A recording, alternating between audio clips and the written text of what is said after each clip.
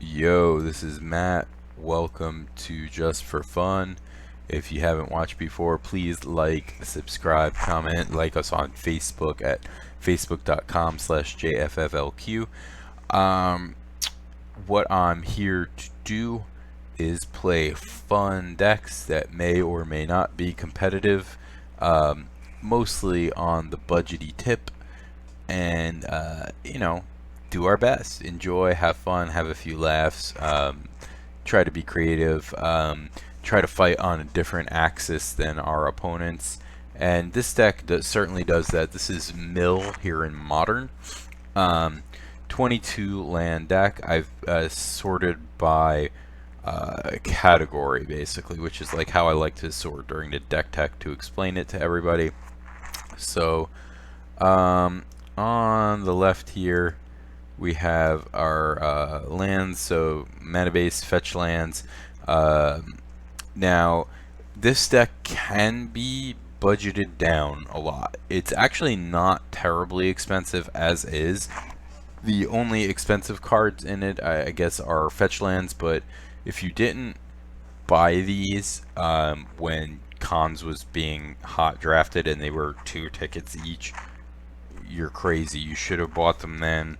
You were getting quite a deal. Now they've already gone up to 10 or whatever, and you missed out. You saw these coming. You knew they were going to be eternal playable. Why would you not buy them then? Anyway, so you can get by without them. You don't need them. It just makes the deck run a lot more smoothly.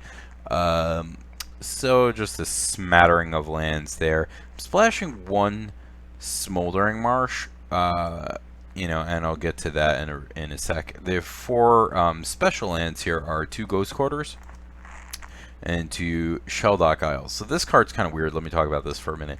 What this does is it lets you select one of the top 4 after this comes into as it comes into play, and exile it under the card, and then later it lets you cast that card for 1 blue as long as your opponent's deck has 20 or fewer cards left. Now, basically this is a way to guarantee gas in the late game to help finish off your opponent.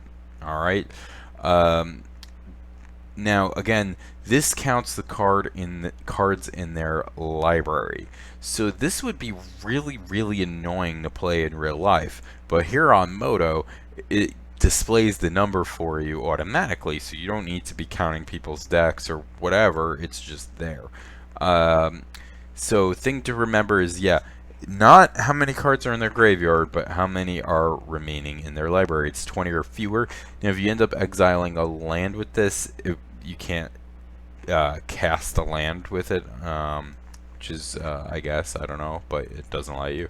And it does turn anything into instant speed, because the activation of this is instant speed. So you can cast a sorcery speed mill spell at instant speed with this. Now, Ghost Quarter, purpose of this is to force your opponent to shuffle. Now, it doesn't force them because they may, but they almost always do, especially if they don't know what's going on. You can, if they choose not to search to find a land, it's basically strip mine, which is still pretty powerful, especially considering most of your cards cost 3 or less. But if they do search, it allows you to cast Archive Trap for the trap cost, which is very powerful. Milling for 13. It's a pretty great mill spell here, Archive Trap. You generally want to be casting it for the trap cost or putting this under Shelldock Isle. If you have to cast it for 5, fine, but hopefully you don't. Now, other interesting cards in this column. Serum Visions is there to basically smooth you out. Now, this could be Thought Scour. I wouldn't fault you for playing that. In fact, I don't think it would be worse even. It might be the same. It's probably not better, but it might be the same. The 2 cards it mills, I don't think, are enough to make a difference. compared to Scrying 2. Only problem with this is Scrying 2 is that you have a lot of fetches and you're playing Shelldocks, so a lot of times you have to remember it and not mess up your own scry. Okay, Visions in this deck is, and you're allowed to play 4 Ancestral Recall in your deck. In Modern, you're allowed to play them. The only caveat is they don't work turn 1. You know, you gotta wait till turn 3 and beyond, basically. Is that such a downside that this is not a playable card?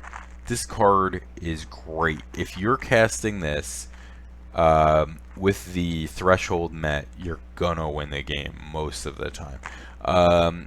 If you're in a bind and you want to just cycle it for one, it's really not all that bad. If you have more than one of them, I tend to do that early just to draw more mill spells in order to meet the threshold for the other one. Card is great. Our dedicated mill spells. For 2, we got Glimpse, which pushes 10, making that the most powerful one. This is also the most expensive card ticket-wise. These are like 6. Because they were only printed once, and it's a pretty unique effect. It's the best card at what it does. So, but you don't absolutely positively need it. You could substitute some other mill card, but I think it's worth it because what it does is so unique.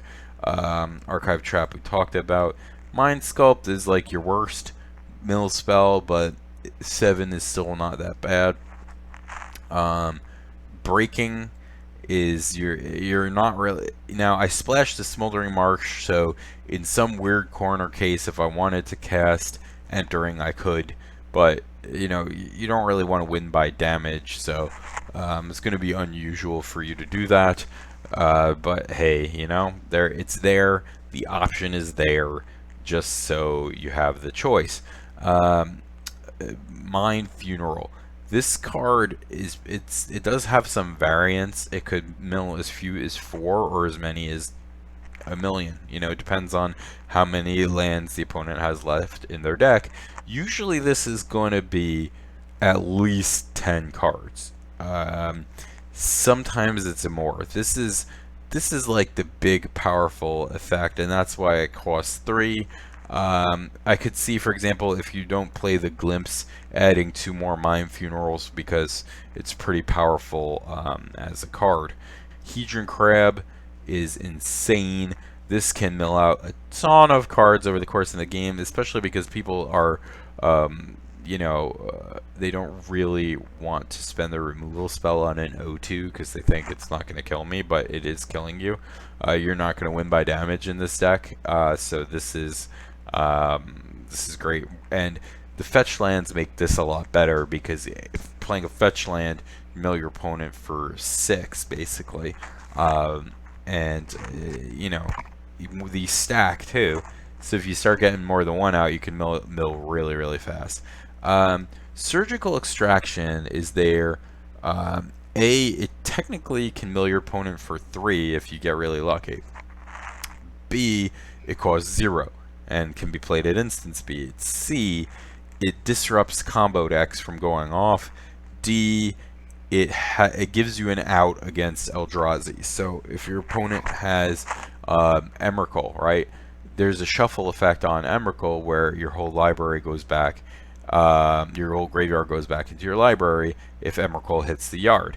This allows you to remove all the Emrakuls when that, in response to that trigger. Now, the other cards are still going to get shuffled back in, but it gives you a way. Then you just have to mill them out again, and it's with all the powerful mill cards in the deck, it's really not that hard. I didn't have that match recorded, but I played against a guy with 115, 120 card deck, and I was able to mill him out too. So there's no shortage for power and resilience. You just need to make sure you can get rid of the Eldrazi. And again, it disrupts combo decks really well. And the last column is how we stay alive versus creature decks. We have 2 Wraths in the form of Languish. These could be Damnation if you got the tickets, but they're like, Damnation's like 21 tickets or so, so I didn't want to, you know, pay for that when it's only going to go in so few decks. Darkness is Black Fog. People never see this coming. It's a great blowout card. Love this card. I've always loved it. Crypt Incursion gains you a billion T life, as Arielax would say, and exiles all the creatures from your opponent's yard. So this is another way to deal with Eldrazi. Yeah, just against a creature deck, this is going to buy you super lots of time, and they'll have lots of stuff in the yard from all your milling already. Save this till the last possible moment before you cast it. Basically, deck plays out like a burn deck. You know, again, Glimpse being similar to like a Boros Charm, 4 damage to the face, Mind Sculpt being like Lava Spike, and so forth. So you want to think of how many cards left in the opponent's deck, and as far as sequencing your stuff. If you're playing against a deck with no chance of counter spells and you're just racing, play the most powerful one first. If you're playing against a deck with counter spells, play the least powerful one first. So if they counter it, fuck it, right? Love the deck. If you wanted to go up with the deck, you could add Snapcaster Mage. You know, that would be another way to, and you could add Damnation, maybe swap things out for the sideboard. Ensnaring Bridge could be a decent sideboard card. You know, there's lots of ways to go with this, but this is a pretty all-in on the mill strategy deck, and it works pretty fast. And I hope you enjoy the videos. I had a lot of fun playing with this. I'll probably keep playing with it even when I'm not recording. Peace.